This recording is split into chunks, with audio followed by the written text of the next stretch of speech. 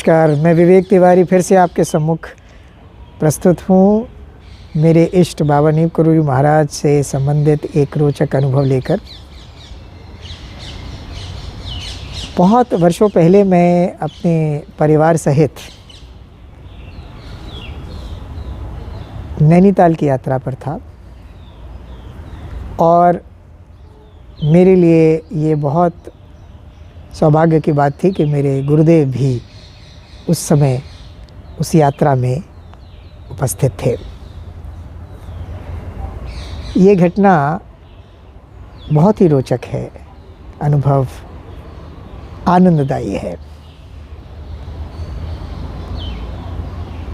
शाम के 5 बजे के आसपास की बात है। हम लोग जहाँ जिस स्थान पर ठहरे हुए थे वो नैनीताल में ही स्थित मॉल रोड के ठीक पहले तल पर था और हम लोग सब लोग परिवार के सदस्य और मेरे गुरुदेव बाबा सी एस शर्मा वहाँ उपस्थित होके हम लोग चर्चा कर रहे थे। सत्संग जैसा हो रहा था, बहुत आनंद आ रहा था। उसी समय हमारे परिवार के एक सदस्य ने अपनी इच्छा प्रकट की कि क्यों ना बाबा जी का जो सर्वप्रथम मंदिर नैनीताल में बना, जो हनुमान गढ़ी के नाम से प्रसिद्ध है, वहाँ के दर्शन करने चाहिए। शाम का समय हो रहा था। बाबा सी एस शर्मा ने उसी समय पूछा, ये कोई समय है? सुबह जाना चाहिए मंदिर। पहाड़ों में मंदिर जल्दी बंद हो जाते हैं, अभी जाओगे जब तक पहुंचोगे मंदिर बंद हो जाएगा। फिर उन्होंने दोबारा उस सदस्य से पूछा, जाना है? इच्छा है? हाँ या ना? उस सदस्य के मुख से यही निकला, जाना है, बहुत इच्छा है। तो गुरुदेव ने कहा चलो, और ऐसे करते वो खड़े हो गए। बाकी सदस्य कहें, अरे हमको तैयार होना है, ऐसा होना है, इतना समय। बोले कोई तैयार नहीं होता, भगवान के दर्शन के लिए क्या तैयार होना, चलो जैसे हो वैसे ठीक है। और उन्होंने सबको नीचे उतार दिया। जब हम मॉल रोड पे पहुँचे तो हमने देखा कि मॉल रोड पूरा खाली था।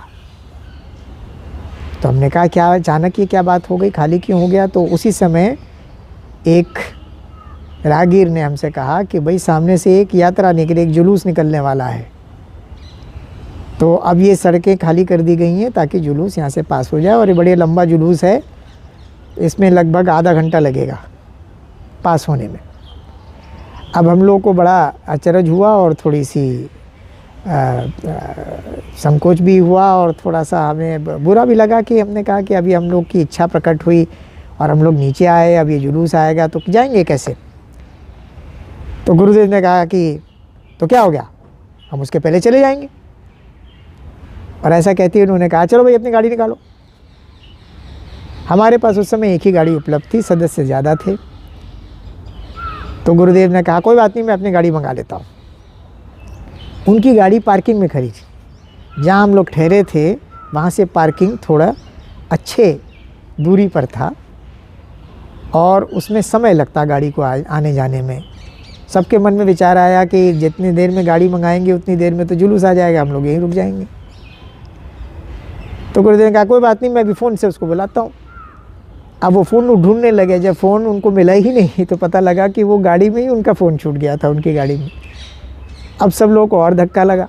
सबने कहा कि आज की तो यात्रा स्थगित ही करनी पड़ेगी। सबने आशाएं छोड़ दी।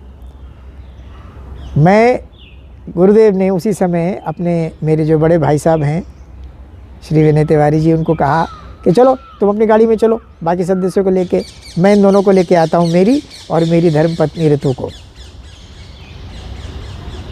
तो इससे पहले कि वो प्रश्न पूछते उन्होंने ज़ोर से उनको डांटा, जाइए आप निकलिए, हम आ रहे हैं पीछे। और वो लोग अपनी गाड़ी में बैठे और आगे चले गए। मैंने गुरुदेव की तरफ देखा, मैंने कहा कि अब क्या होगा। उन्होंने आंखें बंद की उसी समय और 1 सेकंड के लिए मैं और ऋतु ने मुझसे कुछ कहा कि चल वो ज़रा दुकान से मुझे कुछ सामान लाना है, दवाई लानी है।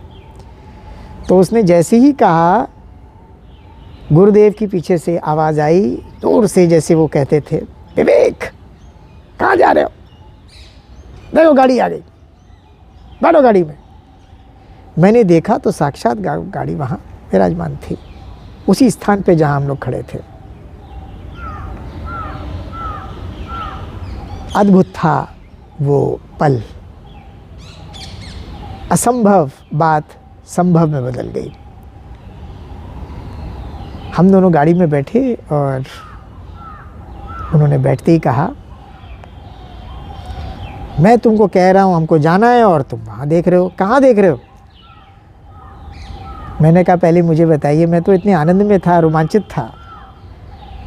मैंने कहा पहले ये बताइए गाड़ी आई कैसे?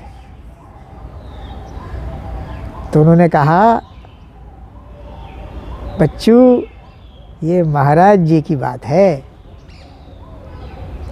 जब हम कोई बात निश्चित कर लेते हैं तो वो अवश्य होती है। महाराज जी हम सभी को ये कहते रहे, कभी भी संदेह नहीं होना चाहिए। आपने अपने किसी व्यक्ति को गुरु मान लिया, एक पत्थर को भी गुरु मान लिया, तो उसमें संदेह नहीं करना चाहिए। निश्चयात्मक बुद्धि होनी चाहिए, निश्चयात्मक सोच होना चाहिए, निश्चयात्मक विचार होनी चाहिए। बाबा जी की मंदिर के दर्शन करने के लिए उस परिवार के सदस्य की बड़ी इच्छा थी और वो बिल्कुल निश्चयात्मक था कि जाना है, जिसकी पूर्ति बाबा नीम करोड़ी महाराज ने की और गुरुदेव उसका संचालन करते हुए मुझे देखे। बाबा जी की ये बातें हमें बड़ी अद्भुत लगेंगी, पर ये जीवन में हर पल हमारे साथ कहीं ना कहीं घटित होती है। महाराज जी सर्वथा ईश्वर का प्रतिनिधित्व करते हैं और जो उनके मानने वाले हैं उस बात से परिचित हैं कि सब कुछ महाराज जी करते हैं।